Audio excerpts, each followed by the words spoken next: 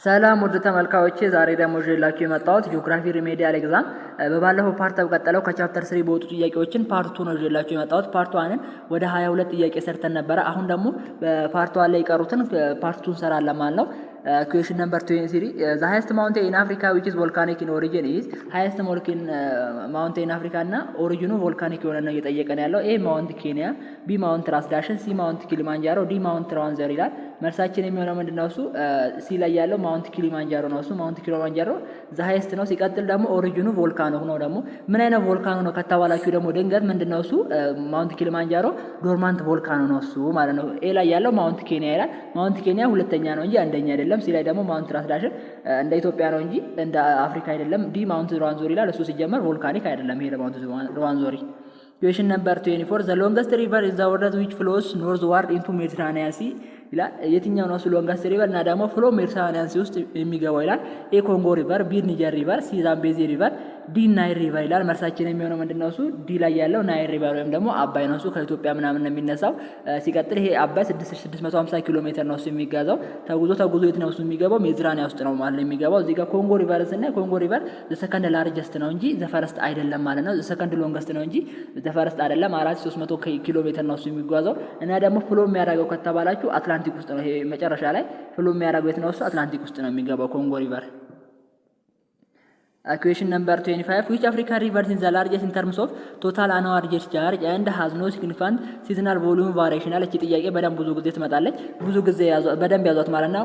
የትኛው አፍሪካ ሪቨር ነው እሱ largest in terms of total annual discharge ያለውና has no significant seasonal volume variation የሚያሳየው የትኛው ነው ሲላል ኤ ኒጀር ሪቨር፣ ቢ ኮንጎ ሪቨር፣ ሲ ዛምቤዚ ሪቨር፣ ዲ ኦሬንጅ ሪቨር ይላል። መልሳችን የሚሆነው ቢ ላይ ያለው ኮንጎ ሪቨር ነው እሱ ማለት ነው። ይሄ ኮንጎ ሪቨር has no fluctuation in season ወይም ደግሞ በየወሩ ወራቶች ምናምን ሲመጡ ሌሎቹ ሪቨሮች ለምሳሌ እንዳሉ ይቀንሳሉ ማለት ነው። ይሄ ኮንጎ ሪቨር ግን ውሃው አይቀንስም ማለት ነው ከአመት እስከ አመት። ምክንያቱም ከኖርዝም ከሳውዝም ባሉት ሀገራቶች ውሃ ስለሚያገኝ ማለት ነው። በአንዱ ሀገር ደርቅ ሲሆን በአንዱ ሀገር ደግሞ ዝናብ ስለሚሆን ከአመቱ ሙሉ በቃ ውሃ አለው። ውሃው ከፍተኛ ውሃ ነው ያለው እና ደግሞ ኖ ሲዝናል ፍላክቹዌሽን ብላችሁ መያዝ አለባችሁ እቺ ነገር። ኮንጎ ሪቨር ከተባላችሁ ኖ ሲዝናል ፍላክቹዌሽን በቃ በየወሮቹ ምናምን የሚቀያየር አይደለም።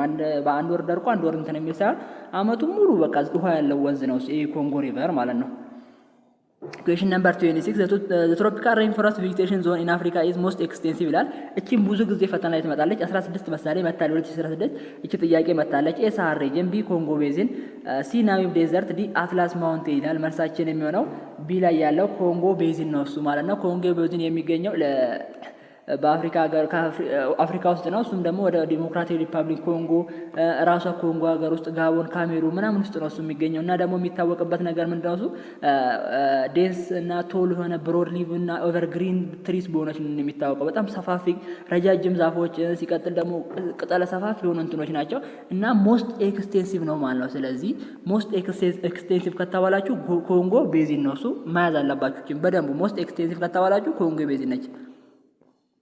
Question number 27 which soil type Africa is characterized by high clay content become sticky in the rainy season and cracks in dry season ይላል። የትኛው ነው እሱ? የትኛው የአፈር ታይፕ ነው? high clay content እና become sticky in rainy season and cracks in dry season ወይም ደግሞ በክረምት ሰዓት ስቲኪ አንድ ላይ የመጣበቅ ባህሪ ያለው በደረቅ ሰዓት ደግሞ የመሰነጣጠቅ ባህሪ የሚያሳየው የትኛው ነው ይላል። ኤ ፈራሶልስ፣ ቢ ኔታሶልስ፣ ሲ ቨርቲሶልስ፣ ዲ አሪኖሶልስ ይላል። መልሳችን የሚሆነው ምንድነው? እንደዚህ አይነት ባህሪ ያለው ቨርቲሶልስ ነው። እቺ ጥያቄም 2016 ይሁን 15 መጣለች። ኩዌሽን ነምበር 20 እቺ ቨርቲሶልስ በክረምት ሰዓት ምን ይሆናል? አንድ ላይ ጥብቅ ይላል። ጥቁር አፈር ማለት ነው። አንድ ላይ ጥብቅ ይልና በክረምት ሰዓት ደግሞ ምን ይሆናል? ስንጥቅጥቅ ይላል፣ ይሰነጣጠቃል ማለት ነው። ኩዌሽን ነምበር 28 ኢትዮጵያን አብሶሉት ሎኬሽን ላይስ ቢትዊን ኢትዮጵያ በየትኛው አብሶሉት ሎኬሽን ነው የምትገኘው?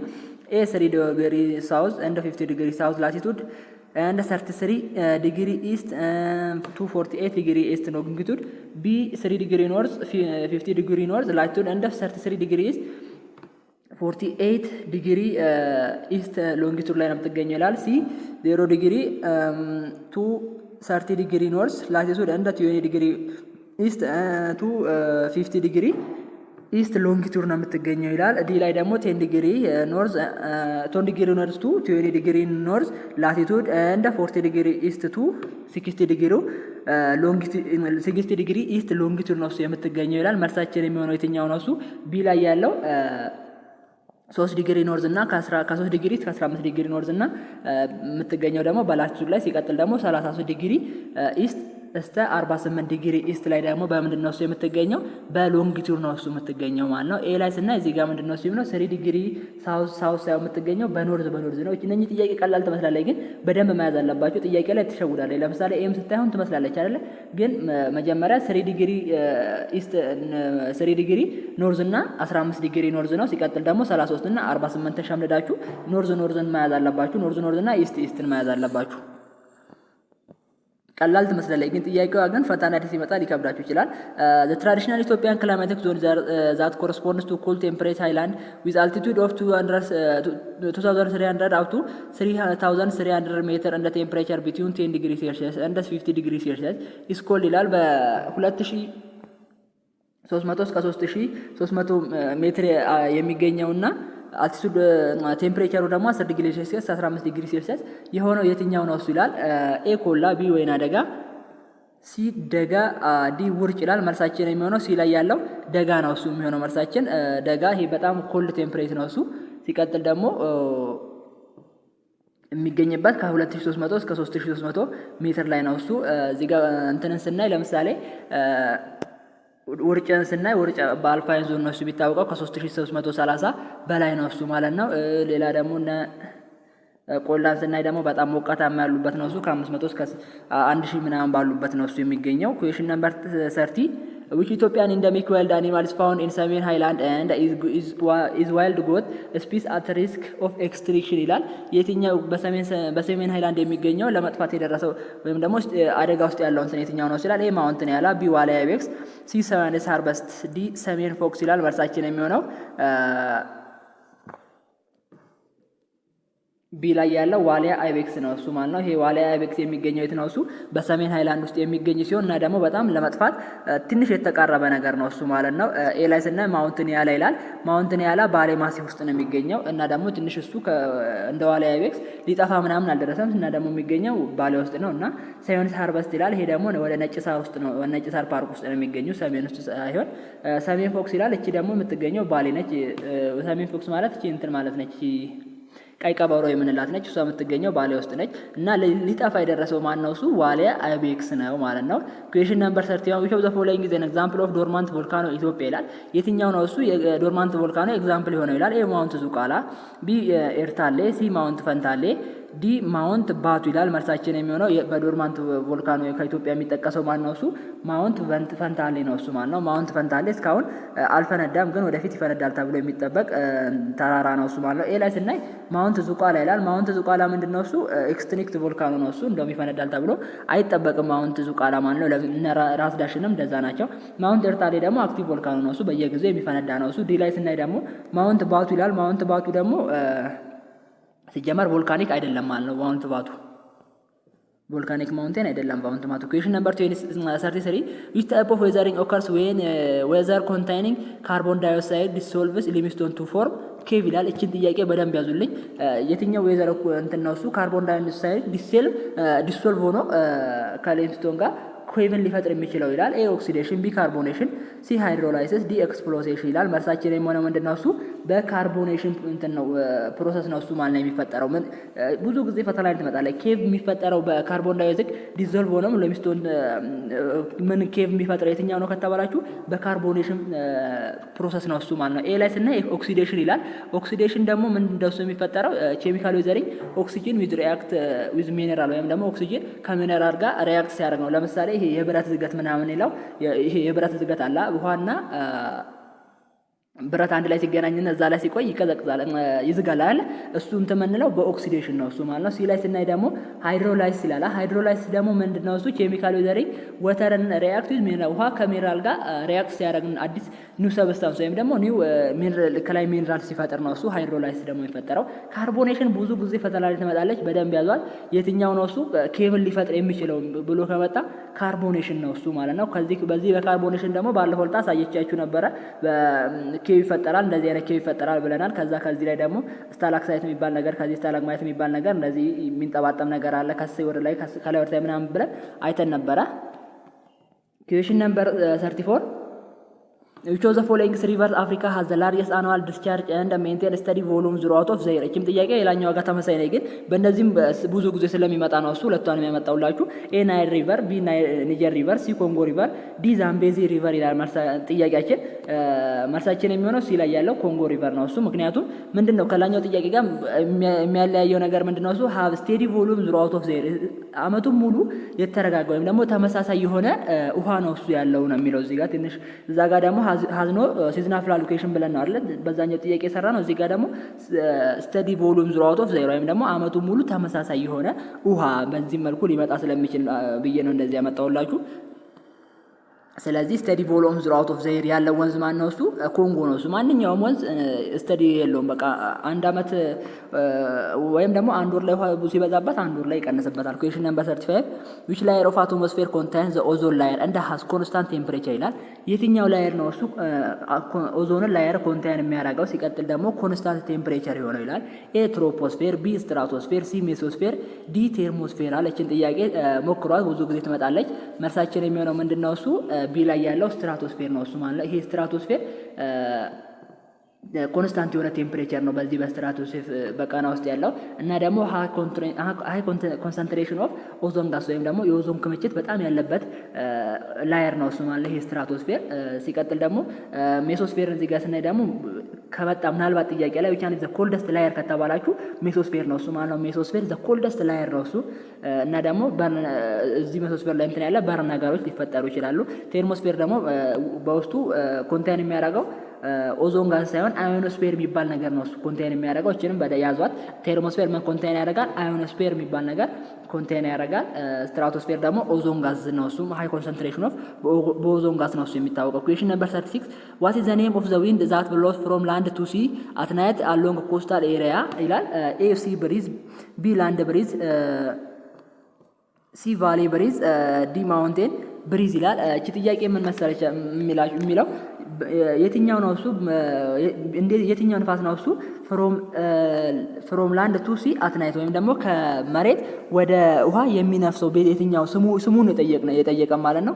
መልሳችን የሚሆነው ቢ ላይ ያለው ላንድ ብሪዝ ነው። ይሄ ላንድ ብሪዝ ምን መሰላችሁ እንደሚታወቀው ማታ ማታ መሬት ትቀዘቅዛለች፣ ውሃ ደግሞ ይሞቃል አይደለ? ማታ ማታ መሬት ትቀዘቅዛለች፣ ውሃ ይሞቃል እና ምንድነው እሱ አትናይት ላንድ ኩለር ፋስተር ዛን ሲ ወይም ደግሞ ውሃ ከመሬት በላይ ይሞቃል ማለት ነው። በማታ ከመሬት ላይ ተነስቶ ወደ ውሃ የሚሄደው እንትን ከመሬት ላይ ተነስቶ ወደ ውሃ ነው የሚሄደው አለ። ማታ ነፋስ ከመሬት ወደ ውሃ ይሄዳል። እሱ ምን ተብሎ ይታወቃል? ላንድ ብሪዝ ተብሎ ይታወቃል። ሲ ብሪዝ ደግሞ ከተባላችሁ ምንድነው እሱ በቀን አለ አይደለ? ቀን ላይ ብሎስ ፍሮም ሲ ቱ ላንድ ማነው እሱ ብሎስ ሲ ቱ ላንድ ፍሮም ዱሪንግ ዘ ዴይ ታይም። ይሄ ደግሞ በቀን ሰዓት ከመሬት ወደ ከውሃ ወደ መሬት ሲነፍስ ነው እሱ ማለት ነው ሲ ብሪዝ። ላንድ ብሪዝ ደግሞ ከመሬት ወደ ላንድ ብሪዝ ከመሬት ወደ ውሃ፣ ሲ ብሪዝ ደግሞ ከውሃ ወደ መሬት እንትን ሲል ነው። ይሄ ሲ ብሪዝ ዱሪንግ ዴይ ታይም ነው እሱ በቀን ነው እሱ ይሄ ሲ ብሪዝ። ቫሊ ብሪዝ ይላል ደግሞ ሲ ላይ። ቫሊ ብሪዝ ደግሞ ከማውንቴኖች ላይ የሚነሳ ንፋስ ነው እሱ። Question number 37 the intertropical convergence zone is characterized by intertropical convergence zone ምን አይነት ቻራክተር ነው ያለው? ኤ ሃይ ፕሬሸር እና ድራይ ኮንዲሽን፣ ቢ ኮንቨርጀንስ ኦፍ ትሬድ ዊንድስ እንደ ሄቪ ሬይንፋል፣ ሲ ዳይቨርጀንስ ኦፍ ዌስተርሊስ እንደ ክሊር ስካይስ፣ ዲ ኮልድ ኤር ማስ ፍሮም ዘ ፖል ይላል። መልሳችን የሚሆነው ምንድነው እሱ ምን አይነት ቻራክተር ነው ያለው? ቢ ላይ ያለው ኮንቨርጀንስ ኦፍ ትሬድ ዊንድስ እንደ ሄቪ ሬይንፋል ነው እሱ ማለት ነው። ይሄ ኢንተርትሮፒካል ኮንቨርጀንስ ዞን ምን ነው እሱ ኮንቨርጅ የሚያደርገው ኖርዝ ኢስት እና ሳውዝ ኢስትን ትሬድ ዊንድን አንድ ላይ ኮንቨርጅ ያደርጋል። ከዛ ደግሞ ከእንትን ላይ ዝናብ ይፈጥራል ማለት ነው። ይሄ ኢንተርትሮፒካል ኮንቨርጀንስ ዞን። ኤ ላይ ያለው ሃይ ፕሬሸር እንደ ድራይ ኮንዲሽን ይላል። ይሄ ኢንተርትሮፒካል ኮንቨርጀንስ ዞን ሰብትሮፒካል እንትን ነው እሱ የሚያሳየን እንጂ እሱ አይደለም ማለት ነው። ዲ ላይም ሲ ላይም ዲ ላይም እንደዛው ነው እሱ ማለት ነው። Question number 38 which of the following is not characterized of tropical rainforest climate or equatorial climate ይላል። A high mean annual temperature above 27 degrees Celsius, B annual temperature range less than 3 degrees Celsius, C distinct dry seasons of 3 up to 4 months, D conventional rainfall almost daily ይላል። መልሳችን የሚሆነው ምንድነው እሱ ወይም ደግሞ ትሮፒካል ኢኳቶሪያል ክላይሜትን የማይገልጸው ከዚህ ውስጥ የትኛው ነው እሱ? ሲ ላይ ያለው ዲስቲንክት ድራይ ሲዝን ኦፍ 3 አፕ ቱ 4 መንዝ ነው እሱ። ምክንያቱም ይሄ የማይሆነው በምን መሰላችሁ? ሲጀመር ኢኳቶሪያል ክላይሜት ዝሮአውት ኦፍ ዘይር ኢኳቶሪያል ሪጅን ሀቭ ሬይንፋል ዝሮአውት ኦፍ ዘይር ነው። አመቱ ሙሉ ዝናብ ነው እንጂ የሚዘንበው ኢኳቶሪያል እንትን ውስጥ በዚህ በአንድ ወር ዝናብ ከ3 እስከ 4 ወር ሳይሆን አንድ ወር እንትን ራሱ ደረቅ የለበትም ማለት ነው ከዚህ ከኢኳቶሪያል ውስጥ ማለት ነው። ማወቅ ያለባችሁ ኢኳቶሪያል ከተባላችሁ በጣም አመቱ ሙሉ ዝናብ የሚዘንብበት አካባቢ ነው እና ደግሞ አኑዋል ቴምፕሬቸር እንትኑ ደግሞ ከ3 ዲግሪ ያነሰ ነው እሱ እና ዲ ላይ ስናይ ለምሳሌ ኮንቬክሽናል ራይንፋል ኦልሞስት ዴይሊ ይላል።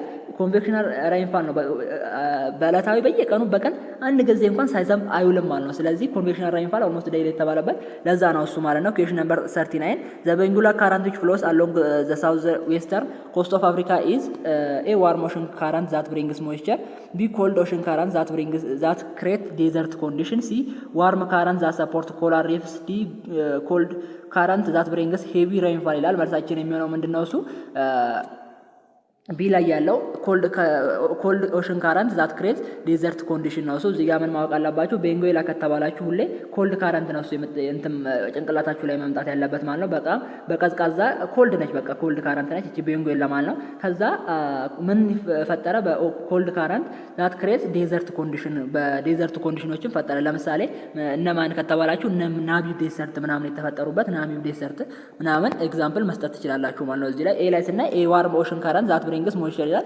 ዋርም አይደለም ኮልድ ነው እንጂ ዋርም ኦሽን ካረንት አይደለም። ሲ ላይ ደግሞ ስናይ ዋርም ካረንት ዛት ሰፖርትስ ኮላር ሪፍስ ይላል። ይሄ አሁንም እዚህ ጋር ዋርም አይደለም። ዲ ላይ ደግሞ ኮልድ ካረንት ዛት ብሪንግስ ሄቪ ሬይንፋል ይላል። ሄቪ ሬይንፋል ሲጀመር አያመጣም ማለት ነው። ድርቀት ነው እንጂ የሚያመጣው ሄቪ ሬይንፋል አያመጣም ማለት ነው። ኩዌሽን ነምበር 40 አኮርዲንግ ቱ ዘ ኮፐን ክላሲፊኬሽን ሲስተም ክላይሜትስ አር ክላሲፋይድ ኢንቱ ክላይሜት እንዴት ነው እሱ ክላሲፋይ ያደረገው ይላል። ኤ ኦንሊ ቴምፕሬቸር፣ ቢ ኦንሊ ፐርሰፕሽን ፕሪሲፒቴሽን፣ ሲ ቴምፕሬቸር እና ፕሪሲፒቴሽን አስ ሪፍሌክስ ቬጂቴሽን ዞን፣ ዲ የለችም። መልሳችን የምትሆነው ምንድነው እሱ ሲ ላይ ያለችዋ ኮፐን እንደ ኮፐን ክላሲፊኬሽን ምንድነው እሱ ያለው ክላይሜት በምን መክፈል አለብን ብሎ ነው እሱ የከፋፈለው በቴምፕሬቸር ፕሪሲፒቴሽን ሪፍሌክቲንግ ቬጂቴሽን ዞን ወይም ደግሞ በክላይሜት አንዳንዱ እንትን የሚገልጸውን ቦታ ቴምፕሬቸር እና ፕሪሲፒቴሽን ብሎ ነው እሱ የከፋፈለው ማለት ነው። ለዛሬ የነበረን ቆይታ ይሄን ይመስል ነበረ። ቀጣይ በቻፕተር 4 እንገናኛለን። ሀሳብና አስተያየት ካላችሁ ከስር ኮሜንት ጻፉልኝ። አመሰግናለሁ።